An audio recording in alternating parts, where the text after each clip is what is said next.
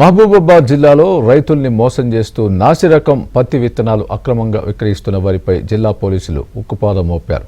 అక్రమంగా నిల్వ ఉంచిన 28 కేజీల పత్తి విత్తనాలను స్వాధీనం చేసుకున్నారు. తొర్రూరు మండలం టిక్వా తండాలో నాసిరకం పత్తి విత్తనాలు అక్రమంగా నిల్వ చేసినట్లు పోలీసులకు సమాచారం అందింది. తొర్రూరు పోలీసులు సిసిఎస్ బృందం సంయుక్తంగా ఆకస్మికంగా దాడులు నిర్వహించారు. ఈ దాడిలో టీక్యా తండాకు చెందిన 2 వ్యక్తులు నాసిరకం విత్తనాలను విక్రయిస్తున్నట్లు పోలీసులు గుర్తించారు. దీనిపై పోలీసులు కేసు నమోదు చేశారు.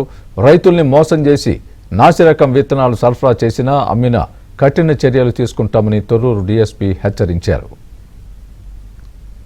తొర్రూరు సబ్ డివిజన్ పరిధిలో ఉన్న టీక్యా తండాలో నకిలీ పత్తి విత్తనాలు అమ్ముతున్నారని సమాచారం రాగా జాటోద్దు వెంకన్న అనే వ్యక్తి టీక్యా తండాకు సంబంధించిన వాడు. అతనికి బరావత్ సుమన్ అని తను మడిపేడ బంగ్లా గుండెపూడి గ్రామానికి చెందినవాడు.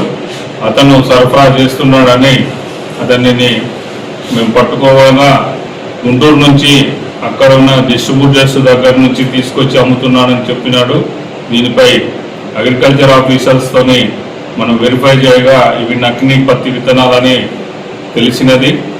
లోతైన విచారణ చేసి గుంటూరులో ఉన్న వ్యక్తులను కూడా పట్టుకోవడం జరుగుతుంది.